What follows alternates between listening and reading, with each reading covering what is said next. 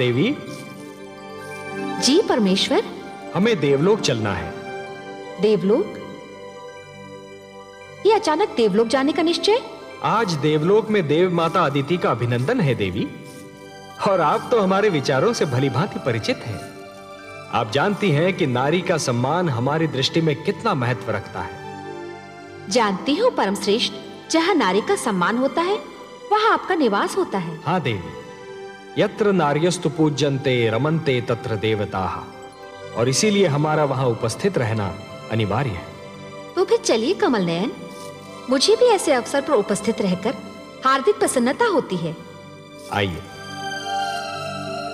माता अदिति की, माता अदिति की, माता अदिति की, माता अदिति की, माता अदिति की, माता अदिति की, माता अदिति की, माता अदिति की, माता अदिति की, माता अदिति की, माता अदिति की, माता अदिति की, माता अदिति की।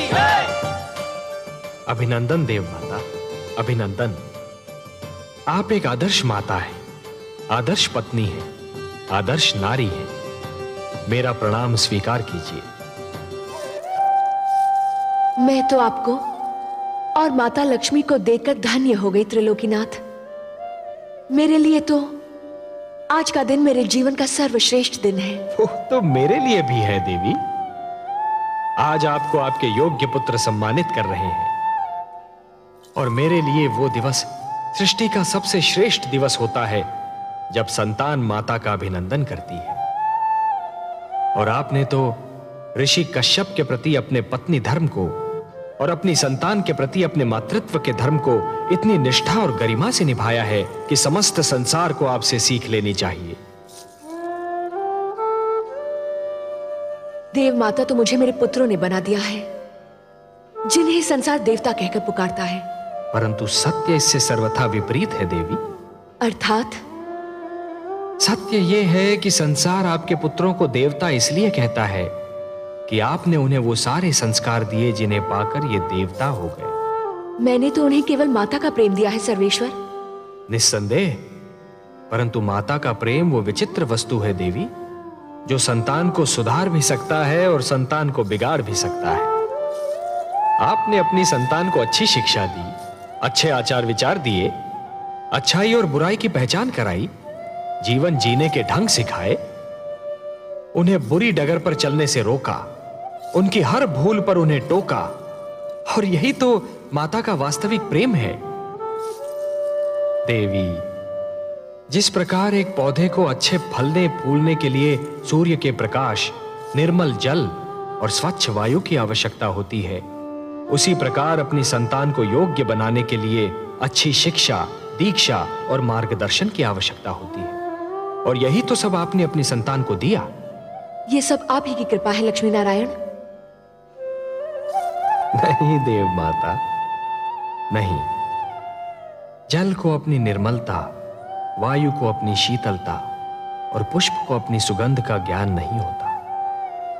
ये ज्ञान तो केवल उन्हीं को होता है जो जल को स्पर्श करते हैं, जो वायु का अनुभव करते हैं, जो पुष्प के समीप जाते हैं। हे देव माता अदिति, आप कितनी महान हैं, इसका अनुमान कदाचित आपको नहीं है, परंतु आपके पुत्रों को है, संसार को है और मुझे है। बल्कि आपके मातृत्व को देखकर तो मुझ जैसा अजन्मा भी आपकी कोख से जन्म लेना चाहता है। हे त्रिलोकीनाथ, आपके सुंदर मुख से ये मधुर वाणी सुनकर मेरे हृदय की जो दशा है उसका वर्णन करने के लिए मेरे पास शब्द ही नहीं है। मेरा मन प्रसन्नता से फूला नहीं समा रहा। आपकी माता कहलाने से बड़ी उपलब्धि और क्या हो सकती है? जिसे ये स्थान मिल जाए त्रिलोक में, उसकी तुलना कोई नहीं कर सकता। तब हे देव माता अदिति, मैं आपको यह वचन देता हूं कि आपका पुत्र कहलाने का सौभाग्य अवश्य प्राप्त करूंगा। मैं धन्य हो गई त्रिलोकीनाथ। मैं उस दिन की प्रतीक्षा करूंगी। जाने की अनुमति दीजिए।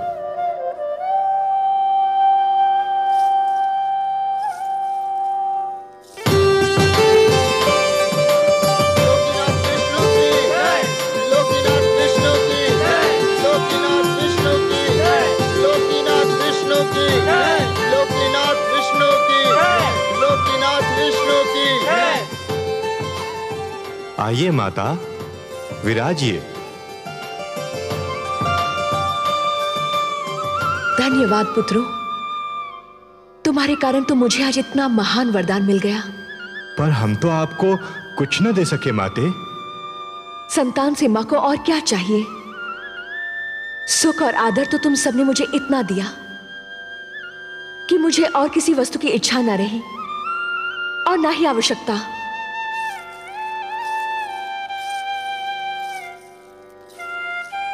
हम चाहते हैं कि हम आपकी और सेवा करें माते। हम चाहते हैं कि आप अब यहीं रहे देवलोक में। हाँ माते, अब आप यहीं रह जाइए। पुत्रों, नारी का देवलोक वही होता है जहां उसका पति निवास करता है, और मेरा देवलोक मेरी धरती है जहां मेरे पति और तुम्हारे पिता प्रतीक्षा कर रहे हैं। तुम सब तो हर पल मेरे साथ हो क्योंकि मेरे मन में हो। मुझे भी सदैव अपने मन में रखो, मैं भी तुम्हारे साथ रहूंगी। मैं अब चलूंगी। मेरे देवता को यज्ञ के लिए मेरी प्रतीक्षा करनी पड़े, ये मेरे पत्नी धर्म के विरुद्ध है। मुझे अब चलना चाहिए।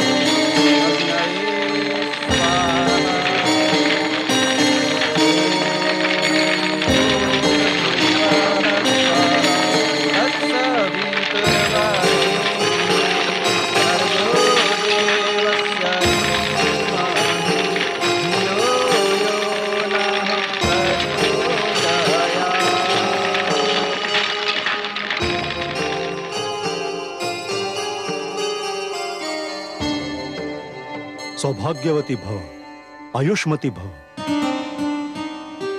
देवी, मैं भगवान विष्णु से प्रार्थना करता हूं कि वो आपकी समस्त इच्छाएं पूरी करें। स्वामी, जिस नारी का पति भी देवता हो और संतान भी देवता मानी जाती हो, उसके मन की और क्या इच्छा हो सकती है?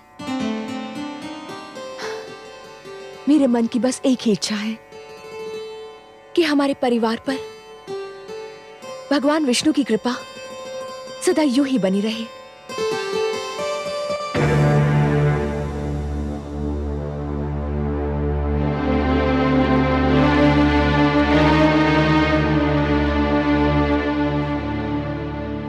आप दोनों अब आ रही हैं जबकि यह यज्ञ संपन्न हो चुका है। हमें क्षमा कर दीजिए स्वामी। क्षमा क्षमा करने के अतिरिक्त और मैं कर ही क्या सकता हूं। देवी, आप मेरी पत्नी हैं, मेरी संतान की मां। पर उसी संतान के कारण तो हम दोनों आ नहीं पाए। क्यों? क्या उन्होंने फिर कोई आतंक फैलाया है? घर में उन्हीं लोगों का तांता बंधा हुआ था जिनको हमारी संतान ने पीड़ित कर रखा है। हमारी समझ में ये नहीं आता कि आपकी तीनों संतानों में आप ही का रक्त है। फिर ऐसा क्यों है कि देवी अदिति के पुत्र देवता कहलाते हैं और संसार मेरी संतान को असुर और देवी दनु की संतान को दानव कहकर पुकारता है? पिता का रक्त संतान का शरीर बनाता है देवी। उसका चरित्र, उसका भविष्य माता की गोद ही बनाती है। माता की गोद शिशु की प्रथम और महानतम पाठशाला होती है। संस्कारों की नींव माता की गोद में ही पड़ती है और उसी पर चरित्र का महान भवन खड़ा होता है। शिशु अपनी माता की उंगली थामकर पहला पग उठाता है और यही पहला पग उसका भविष्य निर्धारित करता है। अदिति को ही देखिए, उन्होंने अपनी संतान को वो शिक्षा दी, वो संस्कार दिए, आज उन्हें श्रेष्ठ माना जाता है, देवता कहा जाता है। प्रभु की अनुपम देन है माता तेरा प्यार, तेरी गोदी में मिले जीवन को आकार।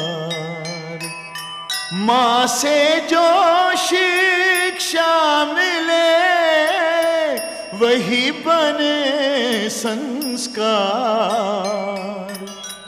माता के आशीष पर गर्व करे संसार, गर्व करे संसार। और आप दोनों ने अपनी संतान की शिक्षा की ओर कोई ध्यान नहीं दिया, उन्हें कभी बुरे कर्मों से रोकने की चेष्टा नहीं की। लाड प्यार करके उन्हें इतना बिगाड़ दिया कि आज वो आपकी भी नहीं सुनते। मैं उनको नहीं, आपको दोषी समझता हूं। और देवी धनु, आपके पुत्र हयग्रीव ने धरती पर वो उत्पात मचा रखा है कि संसार उससे पीड़ित है और मैं उससे लज्जित हूं।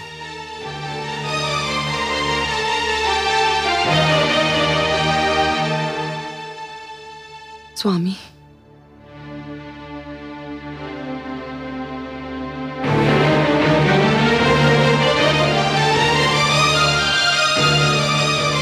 देवी अदिति, आप ही कोई उपाय बताइए कि मैं क्या करूं।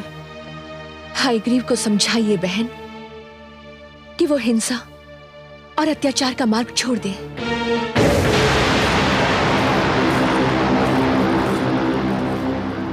नहीं होने दूंगा मैं मानव कल्याण। नहीं पुत्र हयग्रीव, नहीं, मेरी बात सुन। नहीं मां, हमें देवताओं से ज्ञान नहीं मिलेगा, न्याय नहीं मिलेगा, उस समय तक नहीं मिलेगा जब तक हम स्वयं आगे बढ़कर उनसे ज्ञान और न्याय छीन न लें। भगवान विष्णु मानव को ज्ञान देकर हमसे अधिक शक्तिशाली बनाना चाहते हैं। मैं हयग्रीव उस ज्ञान का अपहरण करूंगा, उसे बंदी बनाकर रखूंगा। ज्ञान का यह प्रकाश मानव समाज तक कदापि नहीं पहुंचने दूंगा। मैं भगवान विष्णु को पराजित करूंगा, देवताओं को पराजित करूंगा, समस्त मानव जाति को पराजित करूंगा। मां, हयग्रीव से आरंभ होगी दानव संस्कृति।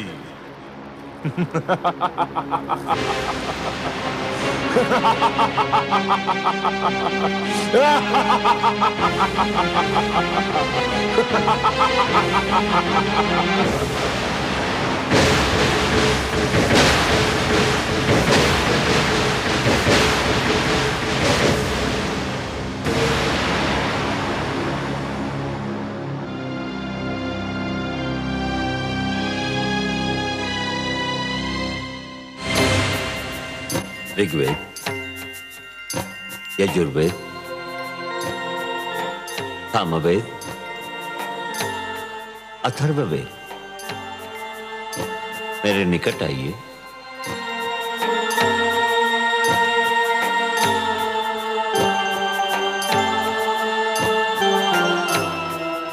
हे ब्रह्मा, आप हमें मानव लोक कब ले चलेंगे? हे ज्ञानकोश, अभी उसका उचित समय नहीं आया है। आपको मानव तक पहुंचाने से पहले मुझे कुछ और आवश्यक कार्य करने हैं। आपकी सुरक्षा मेरा सर्वप्रथम उत्तरदायित्व है।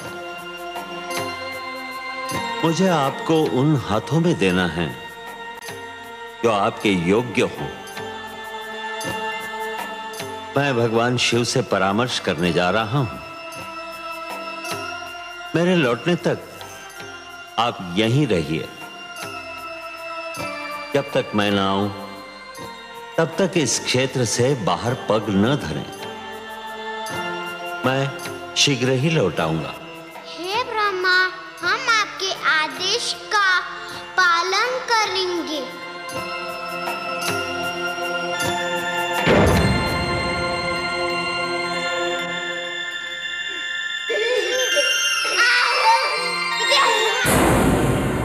दानवराज हैग्रीव की, दानवराज हैग्रीव की, दानवराज हैग्रीव की, दानवराज हैग्रीव की, दानवराज हैग्रीव की, दानवराज हैग्रीव की, दानवराज हैग्रीव की, दानवराज हैग्रीव की, दानवराज हैग्रीव की, दानवराज हैग्रीव की।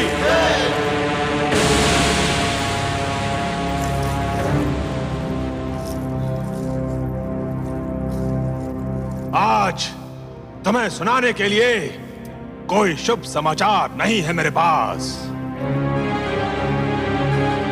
हाँ, दानव समाज के लिए एक अशुभ समाचार अवश्य है।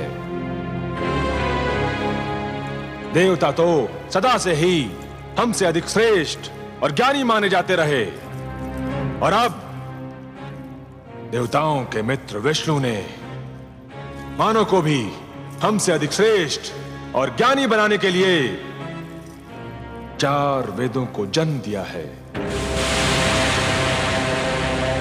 और विष्णु ने इन 4 वेदों को मानव तक पहुंचाने का कार्यभार ब्रह्मा को सौंपा है। और इस समय वो 4 वेद ब्रह्मा के पास हैं। ये हम दानवों के विरुद्ध षड्यंत्र है। ये देवताओं का मानव के प्रति पक्षपात है। इसे किसी प्रकार रोकिए। रोकूंगा, अवश्य रोकूंगा। जब तक मैं जीवित हूं, ज्ञान का यह प्रकाश मानव जाति तक कदापि नहीं पहुंचने दूंगा। मारक, घातक, पीड़क, हिंसक,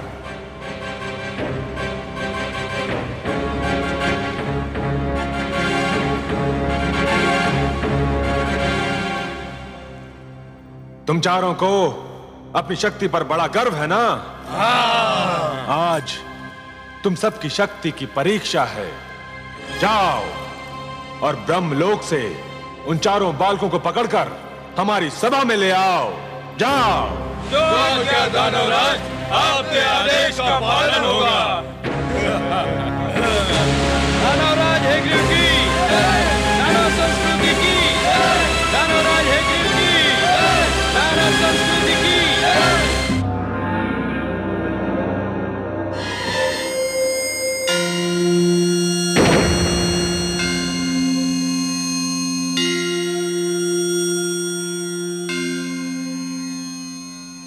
प्रणाम आदि प्रजापति ब्रह्मदेव।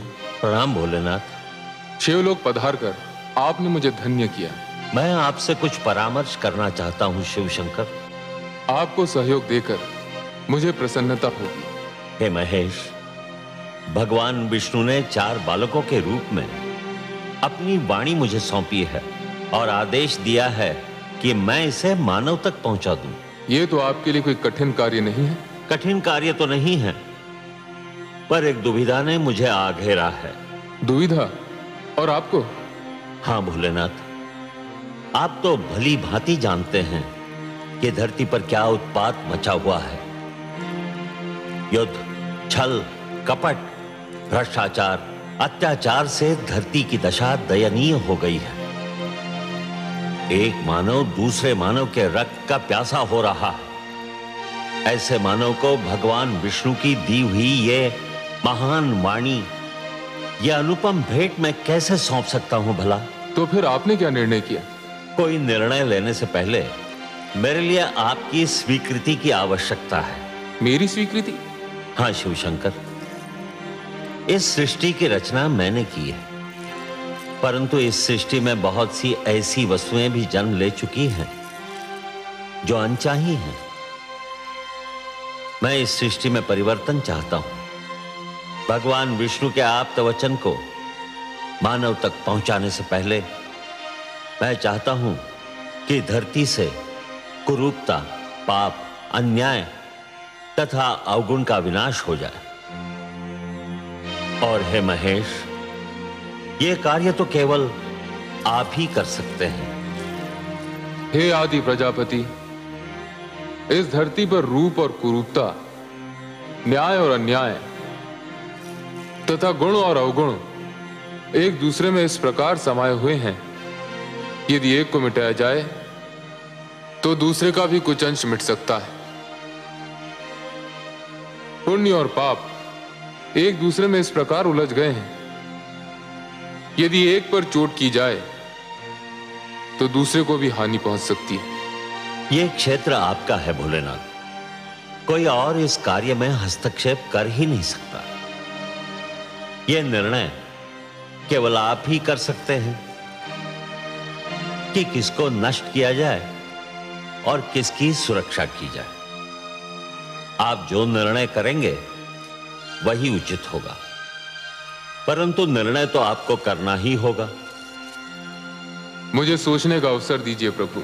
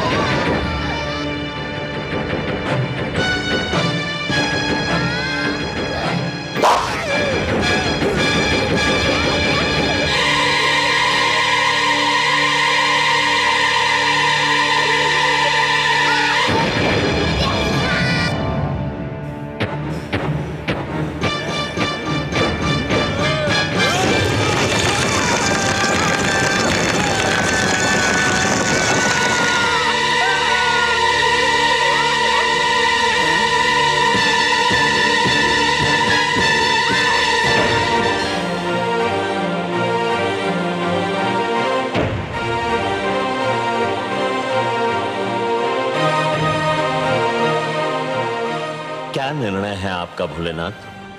हे ब्रह्मदेव, मैं इस निष्कर्ष पर पहुंचा हूं कि सृष्टि को पूर्णतया नष्ट करना उचित नहीं होगा। धरती को बने अभी अधिक समय नहीं बीता है। मेरे विचार में नष्ट करने के स्थान पर धरती को स्वच्छ किया जाना चाहिए। जल स्वच्छ करने का कार्य करता है। जिस प्रकार मनुष्य जल में स्नान करके अपने शरीर पर जमे मैल को दूर कर देता है, ठीक उसी प्रकार यदि धरती जल में डूबकर उभरे तो उसकी समस्त बुराइयां धुल जाएंगी जो आपको अनचाही लग रही हैं। परंतु धरती तो जल में डूबकर उभर आएगी, पर उस पर बसी मानव जाति का क्या होगा? मैं नए मानव को जन्म दूंगा। उसमें भी एक कठिनाई है। क्या कठिनाई है भोलेनाथ? आपके पुत्र मनु मानव सुरक्षा के लिए तप कर रहे हैं। वे मानव जाति का विनाश होने नहीं देंगे।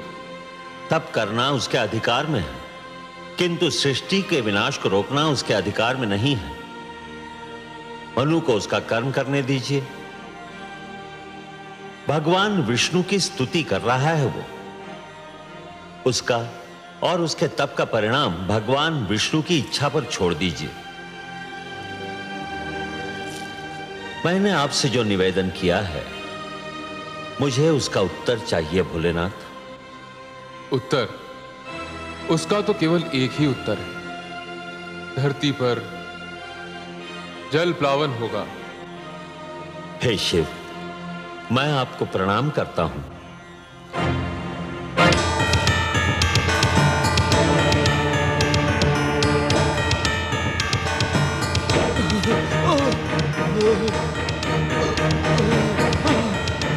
दानवराज, दानवराज, हम उन बालकों का अपहरण नहीं कर सके। 3 दानव ब्रह्मलोक में मारे गए। मैं किसी प्रकार अपने प्राण बचाकर यहाँ पहुंचा हूँ। कायर, तू भी वही क्यों नहीं जलकर भस्म हो गया? मैं भी मर जाता तो ये सूचना आपको कौन देता दानवराज? सूचना समाप्त हो चुकी ना? तो फिर अब तेरा कार्य भी समाप्त हो गया। अब तुझे जीवित रहने की कोई आवश्यकता नहीं।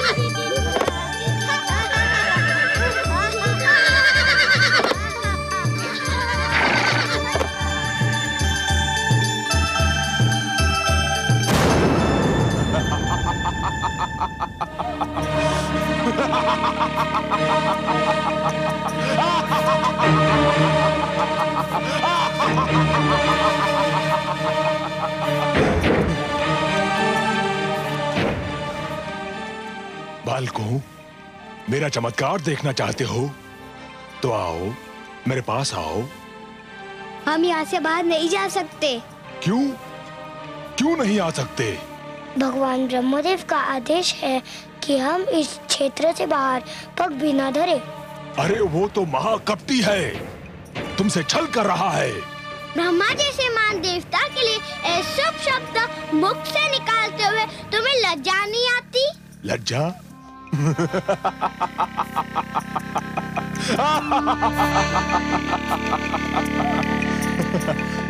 उस छलिए से लज्जा? जानते हो वो कहाँ गया है? जानते हैं, वो शिवलोक गए हैं। और वहाँ क्या करने गया है? ये तो हम नहीं जानते। तुम चारों को पाकर ब्रह्मा के मन में खोट समा गया है। तुम झूठ बोलते हो। मैं सत्य कह रहा हूँ। ब्रह्मा शिव के पास ये निवेदन करने गए हैं कि वो धरती को नष्ट कर दें। किंतु क्यों? बड़े भोले हो तुम चारों, इतना भी नहीं समझते। सीधी सी बात है, धरती नष्ट हो जाएगी तो मानव भी नष्ट हो जाएगा, और मानव नष्ट हो जाएगा तो तुम चारों सदा के लिए ब्रह्मा की संपत्ति बन जाओगे, और वो तुम चारों को दास बनाकर रखेगा। हम कैसे मान ले कि तुम सच बोल रहे हो? इसीलिए तो मानव समाज ने मुझे यहाँ भेजा है कि मैं तुम चारों को ब्रह्मा के पंजे से मुक्त करा के उसके पास पहुंचा दूं जिसकी तुम धरोहर हो।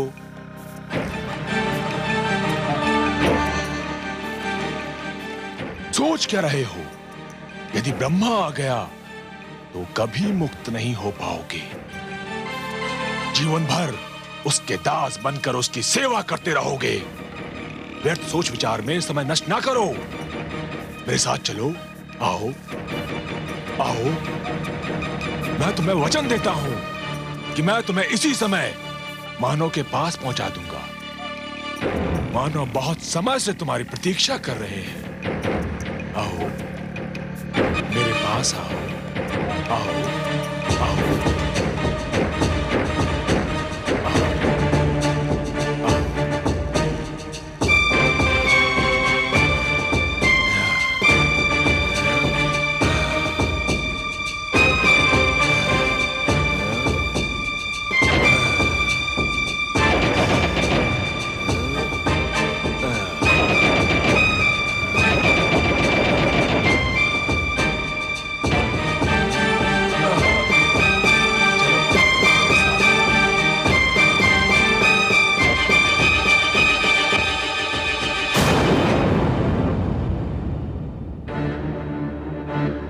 ऋग्वेद, यजुर्वेद, सामवेद, अथर्ववेद, कहाँ हो तुम? कहाँ हो? सामवेद, अथर्ववेद, ऋग्वेद, यजुर्वेद, कहाँ गए तुम लोग?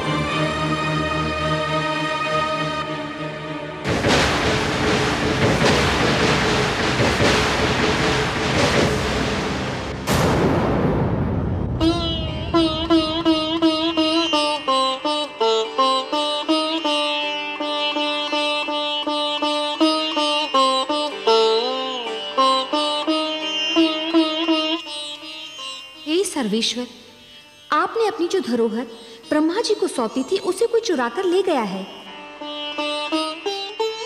देख रहा हूं देवी।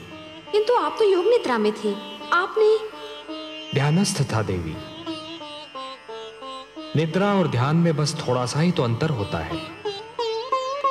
निद्रा में शरीर के साथ साथ मस्तिष्क भी सो जाता है, और ध्यान में मस्तिष्क सचेत और पूर्ण रूप से जागा हुआ होता है। हे सर्वेश्वर, फिर आप शांत क्यों हैं? शांत इसलिए हूं कि मैं देखना चाहता हूं कि हयग्रीव मेरे आप्त वचन को कहां ले जा रहा है। जब तक पूरी घटना को देख न लिया जाए, समझ न लिया जाए, उसके परिणामों का अनुमान न लगा लिया जाए, तब तक कोई भी पग उठाना उचित नहीं होगा। शीघ्रता मानव की प्रवृत्ति है।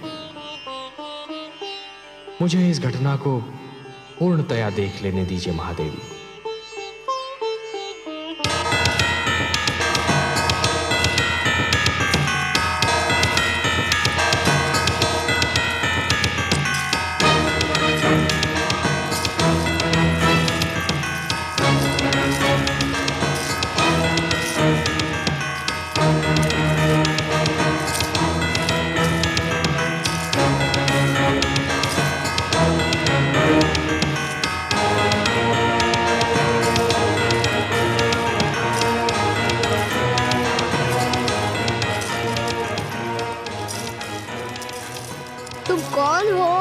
हमें कहाँ ले आए हो? मैं अग्रीव दानव हूँ और ये मेरा भवन है और तुम चारों अब सदैव यहीं रहोगे। तुम कपटी हो। तुमने हमारे साथ छल किया। तुम्हें अपने अधिकार में लेने के लिए मैं कुछ भी कर सकता था, पर भगवान ने हमें मानव के लिए बनाया है। हम मानव कल्याण के लिए रचे गए हैं। हमें मानव के पास जाना है। अब तुम कहीं नहीं जाओगे। बड़ी कठिनाई से तुम्हें प्राप्त किया है। अब देखता हूँ मानव हमसे अधिक शक्तिशाली कैसे बनता है। तुमने हमें मुक्त नहीं किया तो भगवान विष्णु तुम्हारा सर्वनाश कर देंगे।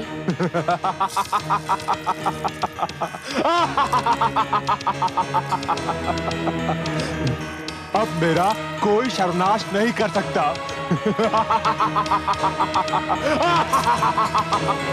और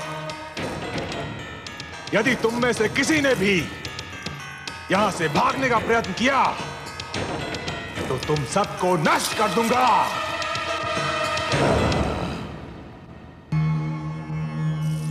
प्रणाम। हमारी धरोहर चोरी हो गई। कोई हमारे वेदों को अपहरण कर ले गया। यही सूचना लेकर आए हैं ना आप ब्रह्मा जी? आपसे क्या छुपा है सर्वेश्वर? हाँ, ऐसा ही हुआ है। मैं शिवलोक गया था। मेरी अनुपस्थिति में कोई उन्हें चुरा ले गया। यह कार्य दानव हयग्रीव ने किया है। जब से देवताओं ने दानवों और असुरों पर श्रेष्ठता प्राप्त की है, तभी से वो दुष्ट द्वेष की अग्नि में जल रहे थे। अब जब उन्हें यह ज्ञात हुआ कि वेदों के कारण मानव भी उनसे श्रेष्ठ हो जाएगा, तो वो सहन नहीं कर सके। मैं हयग्रीव को ऐसा कड़ा दंड दूंगा कि वो जीवन भर भूल नहीं पाएगा। ब्रह्मा जी, वेद मेरी वाणी है। मानव कल्याण के लिए उन्हें मैंने रचा था। उसने वस्तु मेरी चुराई है और इसीलिए अपने विरुद्ध किए गए अपराध का दंड भी उसे मैं ही दूंगा। परंतु आप निश्चिंत रहिए। काग अपनी चाल बदल लेने से हंस नहीं बन जाता।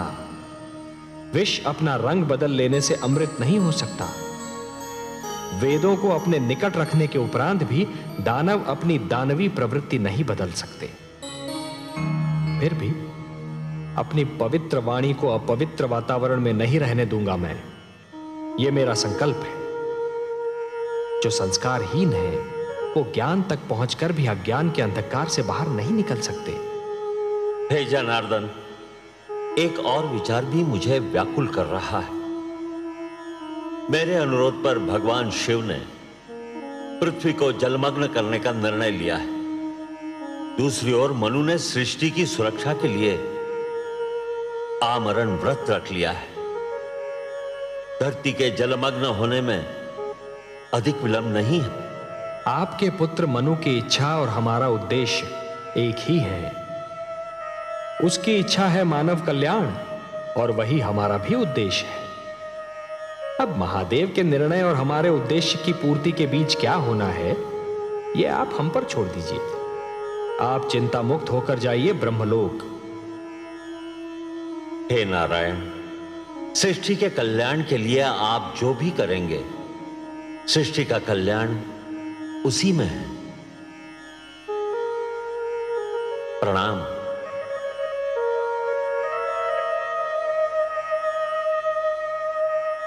हे प्रभु, अब क्या होगा? आप क्या करेंगे? ब्रह्मापुत्र मनु का क्या होगा? दानव हयग्रीव आपके ज्ञान को नष्ट करने पर तुला हुआ है और भगवान शिव ने पृथ्वी को जलमग्न करने का निर्णय ले लिया है। अब वही होगा देवी जो मेरा वचन है। मैं वचनबद्ध हूं कि जब भी कोई शक्ति मानवता के लिए संकट बनेगी तो मैं उसे अवश्य रोकूंगा। जिस प्रकार सूर्य अपना तेज बांटना नहीं छोड़ सकता, जिस प्रकार एक दीपक अपना प्रकाश फैलाना नहीं छोड़ सकता, उसी प्रकार मैं भी अपने वचन से मुख नहीं मोड़ सकता देवी। अब मेरे प्रथम अवतार का समय आ गया है देवी। मत्स्य अवतार परित्राणाय साधूनां विनाशाय च दुष्कृतां धर्म संस्थापनार्थाय संभवामि युगे युगे। देखा जब यह छल कपट सह न सके भगवान, दानव रोक ना पाएगा मानव का कल्याण। मानवता की नाव जो फंसे बीच मझधार, तभी विष्णु अवतार ले कर दे बेड़ा पार।